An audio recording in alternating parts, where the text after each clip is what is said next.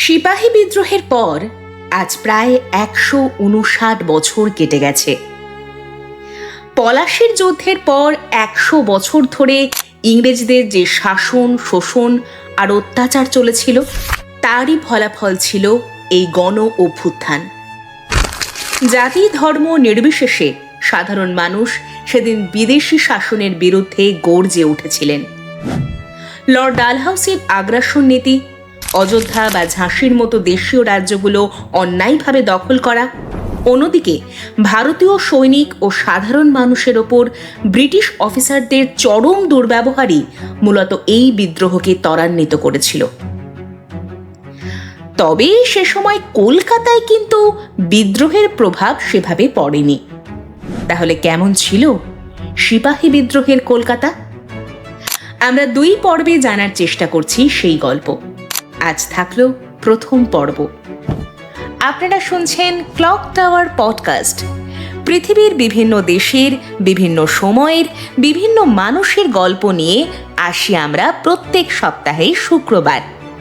এমন সব গল্প যা শুনতে গল্প হলেও আসলে সত্যি। এরকমই সত্যি গল্প শুনতে আমাদের চ্যানেলটি সাবস্ক্রাইব করুন আর শুনতে থাকুন আজকের পর্ব। এসে গিয়েছে আমাদের নতুন গল্পের চ্যানেল কাহিনী স্কোপ। লিংক থাকলো ডেসক্রিপশনে। প্রত্যেক সপ্তাহে নতুন নতুন গল্প শুনতে সাবস্ক্রাইব করুন আজই। প্রথমে বিদ্রোহীরা ঠিক করেছিলেন 1857 সালের 23শে জুন পলাশীর যুদ্ধের ঠিক 100 বছর পূর্তিতে তাঁরা রুখে দাঁড়াবেন। বেরেলির খাঁ বাহাদুর খাঁ বিদ্রোহীদের সম্মুখ যুদ্ধের পরিবর্তে গেরিলা যুদ্ধের জন্য নির্দেশ দিয়েছিলেন। এর দুটো কারণ হতে পারে। এক, ব্রিটিশদের আধুনিক বন্দুক কামানের সামনে সম্মুখ সমরে যে জেতা সম্ভব হবে না তা দেশীয় রাজা সুলতানরা বুঝতে পেরেছিলেন। ২, ইংরেজদের দমন নীতির কারণে গত 100 বছরে দেশীয় রাজ্যগুলোর সেনা সংখ্যা অর্ধেক হয়ে গিয়েছিল।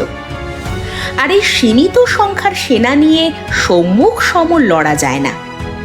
তাই তার নির্দেশ ছিল খুব পরিষ্কার। ইংরেজদের সুশৃঙ্খল সৈন্যের মুখোমুখি হতে চেষ্টা না করে বরং নদীর ঘাটগুলিতে হামলা করে তাদের চিঠিপত্র হস্তগত করা ও খাদ্যের সরবরাহ বন্ধ করে দেওয়া। তাদের শিবিরের কাছাকাছি লুকিয়ে থেকে বারে বারে অতর্কিতে আক্রমণ করে তাদের খাওয়া ঘুম নষ্ট করতে হবে। বিদ্রোহের অনেক আগে থেকেই গোপন চিঠিপত্রের মাধ্যমে ভারত জুড়ে এই জাল বিছানো হয়েছিল।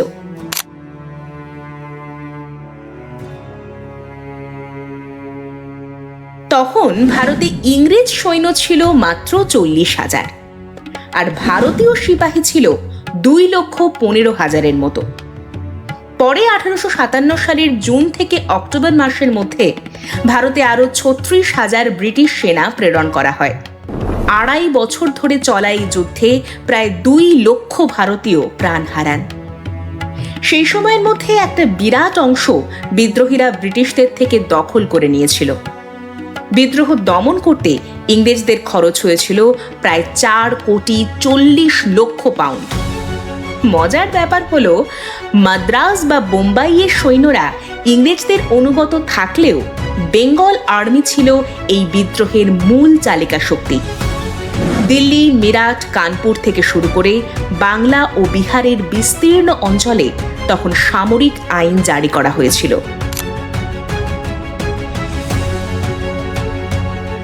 বিদ্রোহের আগুন প্রথম জ্বলে ওঠে আমাদের এই বাংলার ব্যারাকপুরে।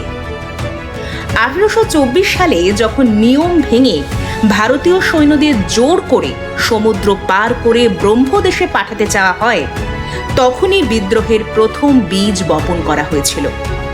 সেই সময় বিদ্রোহীদের ওপর নির্মম অত্যাচার চালানো হয়। 1857 সালের শুরুতে ব্যারাকপুরের সেনাপতি জন হিয়ার্সে বুঝতে পেরেছিলেন যে সিপাহীদের মধ্যে প্রচণ্ড ক্ষোভ জমছে। রাতের অন্ধকারে ইংরেজ অফিসারদের বাংলোয় আগুন লাগিয়ে দেওয়া হতো। এরপর 29শে মার্চ মঙ্গল পাণ্ডে বিদ্রোহ ঘোষণা করে ব্রিটিশ অফিসারকে গুলি করেন। মঙ্গল পাণ্ডে ও ঈশ্বরী পাণ্ডেকে ফাঁসি দেওয়া হলেও সেই আগুন আর নেভানো যায়নি। 10ই মে মিরাটে শুরু হলো আসল লড়াই। আর পরদিন দিল্লি চলো স্লোগান দিয়ে বিদ্রোহীরা পৌঁছে গেলেন মুঘল বাদশাহ দ্বিতীয় বাহাদুর শাহের দরবারে। কলকাতা তখন ব্রিটিশদের রাজধানী। সিপাহীদের আক্রমণের ভয়ে সাহেব মেমদের তখন ত্রাহি ত্রাহি অবস্থা। গুজব রটে গিয়েছিল যে অযোধ্যার নবাবের লোক আর বিদ্রোহী সিপাহীরা মিলে কলকাতাকে শ্মশান বানিয়ে দেবে। সাহেবরা ভয়ে ঘরবাড়ি ফেলে গঙ্গার বুকে নৌকায় বা ফোর্ট উইলিয়াম দুর্গে গিয়ে আশ্রয় নিতে শুরু করেন। এমনকি মহারানীর জন্মদিনের অনুষ্ঠানেও ভয়ে অনেক ইংরেজ যোগ দেননি। তৎকালীন গভর্নর জেনারেল লর্ড ক্যানিং এর ওপর ইংরেজরা খুব রেগেছিলেন। তাদের মনে হয়েছিল ক্যানিং বিদ্রোহীদের প্রতি বেশি দয়া দেখাচ্ছেন, তাই ব্যঙ্গ করে তারা ক্যানিংকে ডাকতেন দয়াময় বলে। কিন্তু ক্যানিং নিজেও এক চিঠিতে লিখেছিলেন যে তার নিজের দেশের মানুষ অর্থাৎ ইংরেজরা তাকে চাপ দিচ্ছে কোনো বিচার ছাড়াই হাজার হাজার ভারতীয়কে ফাঁসি দিতে, যা তার কাছে ছিল চরম লজ্জার। 1857 সালের সেই উত্তাল সময়ে কলকাতা শহর ব্রিটিশদের কাছে ছিল এক অমূল্য সম্পদ। ফোর্ট উইলিয়ামে অস্ত্রের পাহাড়, কাশীপুরে কামান তৈরির কারখানা আর ইছাপুরে বারুদ, সব মিলিয়ে কলকাতা তখন রণসজ্জায় প্রস্তুত। কিন্তু এত নিরাপত্তা সত্ত্বেও শহরের ইংরেজরা শান্তিতে ঘুমাতে পারছিলেন না। তাদের রক্ষা করার জন্য তখন কেবল দুটো ইউরোপীয় বাহিনী ছিল, একটি কলকাতায় আর অন্যটি চুঁচুড়ায়। গভর্নর জেনারেল লর্ড ক্যানিং এর ওপর তখন খোদ ইংরেজরাই ক্ষেপে গিয়েছিলেন। তাদের অভিযোগ ছিল ক্যানিং শহর রক্ষার সঠিক ব্যবস্থা নিচ্ছেন না। এমনকি গুজব রটেছিল যে সাধারণ ভারতীয়রা সব অস্ত্র কিনে ফেলছে। ইংরেজরা দাবি তুললেন এই অস্ত্র কেনা বেচা বন্ধ করতে হবে এবং সাধারণ মানুষকে নিরস্ত্র করতে হবে। কিন্তু ক্যানিং ঠান্ডা মাথায় সে প্রস্তাব নাকচ করে দেন। এমনকি কলকাতা বণিক সমিতির স্বেচ্ছাসেবক সৈন্য তৈরির প্রস্তাবও তিনি নাকচ করে দেন। এতেই ইংরেজদের রাগ আর ভয় দুই বেড়ে যায়। সেই সময় কলকাতায় যে কোনো গুজব আগুনের মতো ছড়াতো। ক্যানিং নিজেই এক চিঠিতে লিখেছিলেন, বাজারে রটে গেছে যে তিনি নাকি হিন্দুদের পুকুরে গোমাংস ফেলে ধর্ম নষ্ট করার আদেশ দিয়েছেন। আবার রটেছিল রানী ভিক্টোরিয়ার জন্মদিনে সব মুদির দোকান বন্ধ রাখার নির্দেশ দেওয়া হয়েছে, যাতে মানুষ না খেয়ে অপবিত্র খাবার খেতে বাধ্য হয়। শিক্ষিত লোকেরাও এসব আষাঢ়ে গল্পে বিশ্বাস করতে শুরু করেছিলেন এবং আতঙ্কে পিস্তল কিনে বাড়িতে মজুত করতে শুরু করেছিলেন। 1857 সালের 25শে মে রানীর জন্মদিনে রাজভবনে বড় বল নাচের আসর বসেছিল। কিন্তু সিপাহীদের ভয়ে আমন্ত্রিত ইউরোপীয়দের অনেকেই সেখানে যাওয়ার সাহস পাননি। তাদের ধারণা ছিল সবাই এক জায়গায় জড়ো হলেই সিপাহীরা হামলা করবে। এরপর ঈদের সময় মুসলমানরা শহর আক্রমণ করবে এমন গুজবও ছড়িয়ে পড়ে। ইউরোপীয়দের ভয় কোন পর্যায়ে পৌঁছেছিল তা একটি ঘটনা থেকে বোঝা যায়। একদিন রাত 2টোর সময় হঠাৎ তোপধ্বনির আওয়াজে সবার ঘুম ভেঙে যায়। ইংরেজরা ভেবে বসেন আলিপুর জেল ভেঙে কয়েদিরা বেরিয়ে এসেছে। তারা আতঙ্কে বাড়ির মহিলাদের দুর্গে পাঠাতে শুরু করেন এবং নিজেরাও পিস্তল নিয়ে তৈরি হন। পরে জানা যায় আসল ঘটনা ছিল একদমই আলাদা। মহীশূর রাজপরিবারের এক বিয়েতে বাজি পোড়ানো হচ্ছিল, আর তাতেই পুরো শহরের ঘুম উড়ে গিয়েছিল। জুন মাসের শুরুর দিকে কলকাতা কিছুটা শান্ত থাকলেও সেই স্বস্তি বেশি দিন টেকেনি।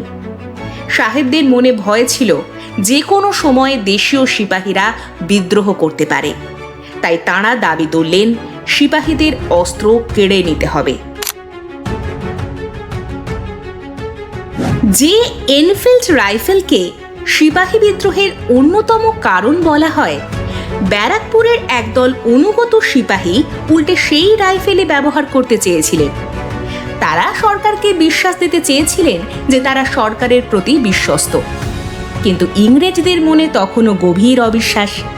রাইফেল দেওয়ার বদলে তারা ঠিক করলো সিপাহীদের হাতের পুরনো বন্দুকও কেড়ে নেওয়া হবে। এই সিপাহী বিদ্রোহের আবহে শুধু যে যুদ্ধ হতো তা একেবারেই নয়, মাঝে মাঝে কিছু মজার ঘটনাও ঘটত। 1857 সালের 13 জুন ব্যারাকপুরের সেনাপতি হিয়ার্সে হঠাৎ গভর্নর জেনারেলকে একটি গোপন চিঠি পাঠালেন। তাতে লেখা ছিল, আজ রাতেই দেশীয় সিপাহীরা বিদ্রোহ করতে পারে, তাই এখনই তাদের নিরস্ত্র করা দরকার। এই খবর পাওয়া মাত্রই কলকাতা আর চুঁচুড়া থেকে ইউরোপীয় সৈন্যরা তড়িঘড়ি ব্যারাকপুরের দিকে রওনা দিল। ইউরোপীয় সৈন্যরা যখন ব্যারাকপুরে পৌঁছালেন তাদের অবস্থা ছিল শোচনীয়। এত দ্রুত বেরোতে হয়েছিল যে অনেকের পায়ে জুতো মোজাও ছিল না, কেউ আবার রাতের পোশাক পরেই চলে এসেছিল। অন্ধকারে দৌড়ে আসতে গিয়ে অনেকের পা কেটে রক্তারক্তি কাণ্ড। কিন্তু অবাক করার মতো বিষয় হলো, এত হুলস্থুল করে সেখানে পৌঁছেও তারা দেখলেন কোথায় বিদ্রোহী, কোথায় কি, সব একদম শান্ত। সারাটা দিন কোনো গোলমাল ছাড়াই কেটে গেল। বিকেলের দিকে সব দেশীয় সিপাহীকে এক জায়গায় জড়ো হওয়ার আদেশ দেওয়া হলো। সিপাহীরা মাঠে এসে দেখলেন তাদের সামনে সারি সারি কামান সাজানো, আর ইউরোপীয় সৈন্যরা আক্রমণের জন্য তৈরি হয়ে আছেন। এই দৃশ্য দেখে তারা তো হতভম্ব। সেনাপতি হিয়ার্সে যখন তাদের অস্ত্র জমা দেওয়ার হুকুম দিলেন, সিপাহীরা কোনো প্রতিবাদ না করেই মুখ বুজে তা মেনেও নিল। কিন্তু এই দৃশ্য দেখে অনেক ইংরেজ অফিসার মনে মনে খুব কষ্ট পেয়েছিলেন, কারণ তাঁরা জানতেন এই সিপাহীরা তাদের কতটা অনুগত ছিল। কিছু অফিসার সিপাহীদের অস্ত্র ফিরিয়ে দেওয়ার অনুরোধ করলেও সরকার তা শোনেনি।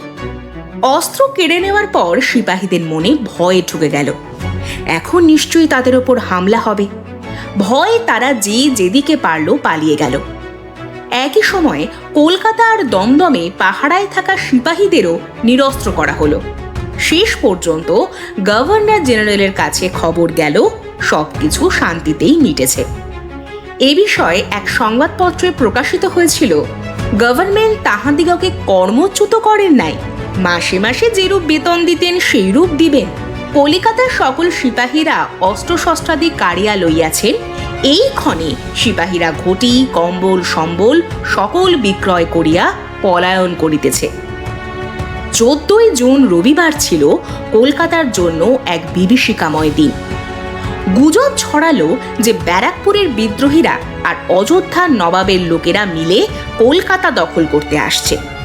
সাহেব মেমরা ভয়ে দিকবিদিক জ্ঞান শূন্য হয়ে ফোর্ট উইলিয়াম দুর্গ আর গঙ্গার জাহাজে গিয়ে আশ্রয় নিলেন। চৌরঙ্গি থেকে খিদিরপুর রাস্তাঘাট সব জনশূন্য হয়ে গেল। লোকে ভয়ে সোনা দানা মাটির নিচে লুকিয়ে ফেলল। এমনকি শোনা যায় মানুষের ছুটাছুটি দেখে রাস্তার কুকুর বেড়ালো ভয়ে শহর ছেড়ে পালিয়েছিল। কলকাতার সাধারণ ইউরোপীয় ব্যবসায়ীরা তখন ভয়ে কাঁপছিলেন। চৌরঙ্গি থেকে তারা পাগলের মতো ছুটে গড়ের মাঠে গিয়ে দুর্গের দরজায় ধাক্কা দিতে লাগলেন। তারা দুর্গের মধ্যে আশ্রয় চাইলেন। পুরো শহরের রাস্তাঘাট তখন গাড়ি ঘোড়ায় ঠাসা। সাহেব মেম আর তাঁদের ছেলেমেয়েরা কোনো মতে যান বাঁচিয়ে শহর ছেড়ে পালাতে পারলে বাঁচে, যদিও কোন দিকে পালালে যে সিপাহীদের হাত থেকে তারা বেঁচে যাবেন তা তারা জানতেন না। কেউ বলে সিপাহীরা শহরের পশ্চিম দিক দিয়ে আসছে, তো কেউ বলে উত্তর দিক দিয়ে। সে এক পরিস্থিতি বটে। হাতে এতটুকু সময় ছিল না যে ঘরের প্রয়োজনীয় জিনিসপত্র গুছিয়ে নেবে তারা। গঙ্গার তীরেও ছিল উপচে পড়া ভিড়। সবাই চাইছিলেন জাহাজগুলোতে আগে উঠে পড়তে। দেখতে দেখতে ফোর্ট উইলিয়াম দুর্গ আর জাহাজগুলো লোকে লোকারণ্য হয়ে গেল। সবচেয়ে করুণ দশা হয়েছিল এন্টালি আর সার্কুলার রোড এলাকার ফিরিঙ্গিতে। বিদ্রোহের গুজবে তারা ঘরবাড়ি ফেলে পালিয়েছিলেন, এমনকি তাড়াহুড়োয় জানলা দরজা বন্ধ করারও সুযোগ পাননি। আশ্চর্যের বিষয় হলো চোর ডাকাতেরাও তখন ভয়ে এমন সিটিয়ে ছিল যে ফাঁকা বাড়িতে ঢুকে কেউ কিচ্ছুটি চুরি করার কথাও ভাবেননি। শুধু মানুষ নয়, রাস্তার কুকুর বেড়াল পর্যন্ত শহরের ওই অস্বাভাবিক থমথমে পরিস্থিতি দেখে ভয়ে কোথায় যেন গা ঢাকা দিয়েছিল। গুজব ছড়ালো যে দিল্লির বিদ্রোহী সিপাহীরা নাকি কলকাতার দিকে এগিয়ে আসছে। এই খবরে আগুনের মতো আতঙ্ক ছড়িয়ে পড়ল। চৌরঙ্গি আর খিদিরপুর একদম ফাঁকা হয়ে গেল। যারা দুর্গ বা জাহাজে জায়গা পাননি তারা শহরের হোটেলগুলোতে ভিড় জমালেন। ভাবটা এমন যেন সিপাহীরা এসে শুধু বাড়িগুলোতেই হামলা চালাবে আর হোটেলগুলো ছেড়ে দেবে। ঘর গেরস্তালির মায়া ছেড়ে মানুষ তখন সোনা দানা দেওয়ালে গেঁথে বা মাটিতে পুঁতে যে যেদিকে পাচ্ছিল পালাচ্ছিল। পিতল কাঁসার বাসন অবধি তারা মাটির নিচে লুকিয়ে ফেলেছিল। এরই সুযোগ নিয়ে জাহাজের সশস্ত্র কিছু নাবিক আর ইংরেজ সৈন্যরা রাস্তায় নেমে পড়ল। তারা দেশীয় মানুষদের ওপর অকারণে অত্যাচার শুরু করলো।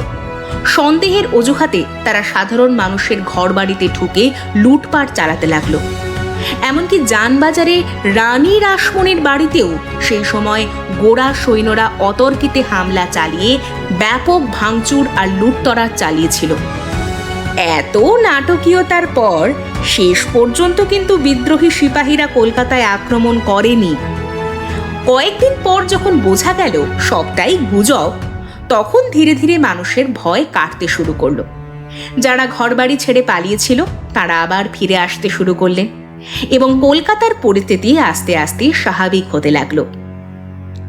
এই বিদ্রোহে কি যোগ দিয়েছিলেন বাঙালি নব্য শিক্ষিত যুবার দল?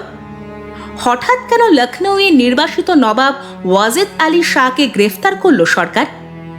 এসব গল্প জানতে হলে শুনতে হবে আমাদের দ্বিতীয় পর্ব। আগামী সপ্তাহে আসছি আমরা ঠিক এই সময় এই দিনে।